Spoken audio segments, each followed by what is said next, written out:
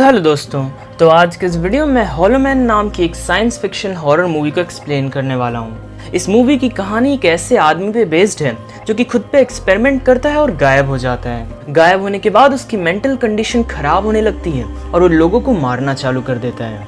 तो चलिए अब ज़्यादा वक्त ना गवाते हुए हम इस मूवी की कहानी को स्टार्ट करते हैं।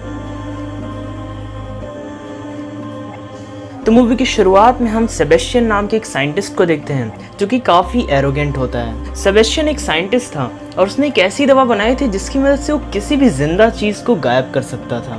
उसके लैब में उसने कई सारे जानवरों को ऑलरेडी गायब कर भी दिया था, लेकिन प्रॉब्लम ये थी कि सेबेस्टियन के पास इस गायब करने वाली दवा का क्योर नहीं था, यानी कि वो किसी भी गायब चीज़ को वापस से विजिबल नहीं कर सकता था।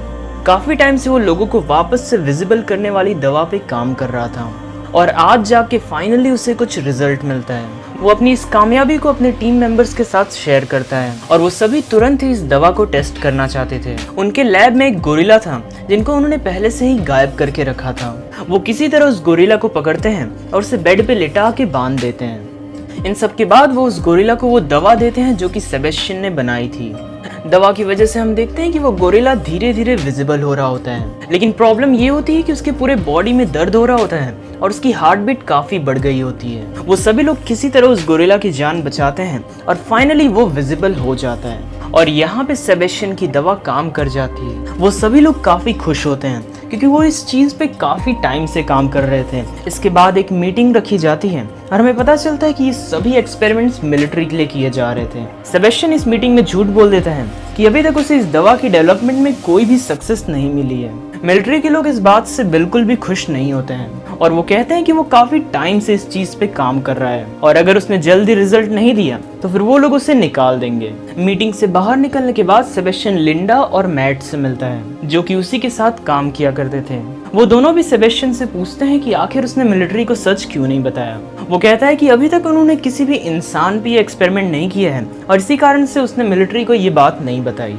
सेबेस्टियन खुद पे ये दवा टेस्ट करना चाहता था और इसलिए उसने लैब के बाकी लोगों के साथ मीटिंग रखी होती है। लैब मेंबर्स की परमिशन के बाद सेबेस्टियन को एक बेड पे लिटा दिया जाता है और उसके अंदर गायब करने वाली दवा इंजेक्ट कर दी जाती है। इस दवा की वजह से सेबेस्टियन को काफी दर्द होता है, लेकिन वो धीरे धीरे करके गायब हो जाता है। गायब होने के बाद ही वो बेहोश हो जाता है और जब उसकी आंख खुलती है तब उसे लाइट से काफी प्रॉब्लम हो रही होती है।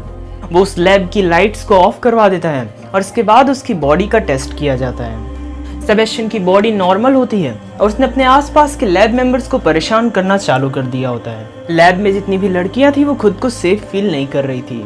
थोड़ा टाइम बीतने के बाद वो सभी डिसाइड करते हैं कि सेबेस्टियन को वापस से विजिबल करने का टाइम आ गया है। उसे वापस से वही विजिबल करने वाला इंजेक्शन दिया जाता है जिसकी वजह से उसे काफी दर्द होता है, लेकिन प्रॉब्लम की बात ये होती है कि इंजेक्शन के बाद भी उसकी बॉडी विजिबल नहीं हुई होती है। उन सभी के पास कोई भी ऑप्शन नहीं बचा होता है और इसलिए वो सेबेस्टियन को एक मास्क पहना देते हैं। सेबेस्टियन इस मास्क की वजह से काफी अपसेट हो जाता है। उसकी मेंटल स्टेट धीरे धीरे खराब हो रही होती है क्योंकि वो काफी टाइम से बाहर नहीं गया और ऊपर से लगातार उस पर एक्सपेरिमेंट्स हो रहे थे। सेबेस्टियन को उसकी कंडीशन की वजह से क्वारंटाइन में रखा गया होता है। इन सबसे तंग आके वो एक दिन रूल्स को तोड़ देता है और उस बिल्डिंग से बाहर चला जाता है। लैब से निकलने के बाद सेबेस्टियन सीधा अपने घर वापस आता है। वो अपने पास के नेबर पे नजर रख रहा होता है और तभी लिंडा उसके घर पे आती है। उसे वहाँ पे सेबेस्टियन का निकाला हुआ मास्क मिलता है जिसे देख के वो काफी डर जाती है। उसे लगता है कि सेबेस्टियन अपनी कंडीशन का फायदा उठा के कुछ न कुछ बुरा जरूर करेगा।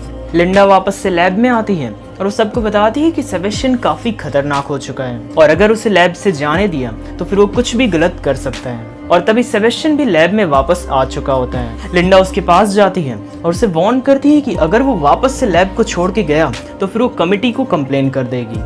सेबेस्टियन भी उसकी बात मान लेता है। सेबेस्टियन को वापस से क्वारंटाइन कर दिया जाता है और उस पर एक ऐसे कैमरा से नजर रखी जा रही होती है जो कि इनविजिबल चीजों को भी देख सकता था। सेबेस्टियन भी इस बात को जानता था कि उस पर नजर रखी जा रही है। सेबेस्टियन उस कैमरा के अंदर किसी पुरानी रिकॉर्डिंग को प्ले कर देता है जिसकी वजह से सबको लगता है कि वो अभी भी अपने कमरे में ही है और इस बात का फायदा उठा के वो उस लैब से बाहर भी जा सकता था।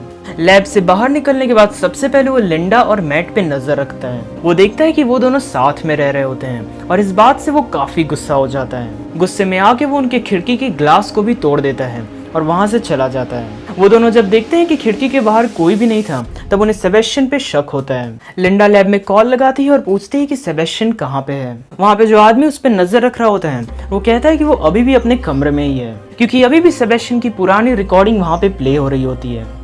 सेबेस्टियन लैब में वापस आ गया होता है और वो अभी भी काफी गुस्से में होता है। उसकी मेंटल कंडीशन बिगड़ती ही जा रही होती है। गुस्से में आके वो लैब के एक डॉग को मार डालता है। अगले दिन जब एक लैब मेंबर जानवरों को खाना खिलाने जाती है, तब उसे वो डॉग मरा हुआ मिलता है। उसे सेबेस्टियन पे शक भी होता है, लेकिन सेबेस्टियन इस बात से साफ मना कर देता है। वो सभी वीडियो फुटेजेस को भी चेक करते हैं, लेकिन उन्हें उसके अंदर कुछ भी नहीं मिलता है। लिंडा जब घर वापस आती है तो उसे वापस से फील होता है कि सेबेस्टियन उस पर नजर रख रहा है। वो इस बात से परेशान हो चुकी थी और इसलिए वो लैब में चेक करने के लिए जाती है। वो कैमरा को चेक करती है और उसे पता चलता है कि सेबेस्टियन ने यहाँ पे कोई पुरानी वीडियो फुटेज चला रखी है। वो उसके बेड पे जाके भी चेक करती है, लेकिन सेबेस्टियन वहाँ पे होता ही नहीं है। लिंडा और मैट डिसाइड करते हैं कि वो इन सभी चीज की रिपोर्ट अपने बॉस को कर देंगे। वो दोनों ही अपने बॉस के घर पे जाते हैं और उन्हें सेबेस्टियन के बारे में और साथ ही साथ इस एक्सपेरिमेंट के बारे में सब कुछ बता देते हैं। उनका बॉस इन सब से काफी गुस्सा था और वो मिलिट्री को कॉल करके ये सब बताने जा रहा होता है, लेकिन तब तक सेबेस्टियन वहां पहुंच चुका होता है और वो उनके बॉस को मार डालता है। अगली सुबह सेबेस्टियन लैब में वापस आ चुका होता है। लिंडा और मैट को भी पता चलता है कि उनके बॉस की डेथ हो चुकी है। वो दोनों वहां से बाहर निकलने की कोशिश करते हैं, लेकिन लिफ्ट का कोड काम ही नहीं कर रहा होता है। वो कॉल करने की कोशिश करते हैं, लेकिन किसी ने फोन लाइन को भी काट दिया होता है। सेबेस्टियन को छोड़ के बाकी किसी का भी कोड काम नहीं कर रहा होता है, यानी कि ये सब कुछ वही कर रहा है। सेबेस्टियन ने उन सभी को इस लैब में बंद कर दिया होता है और वो एक एक करके सबको मारने की प्लानिंग कर रहा होता है। एक लैब मेंबर अपना सामान लेने के लिए जा रही होती है, लेकिन सेबेस्टियन उसे मार डालता है। उन सभी को पता चल चुका था कि सेबेस्टियन एक एक करके उन सभी को मार डालेगा।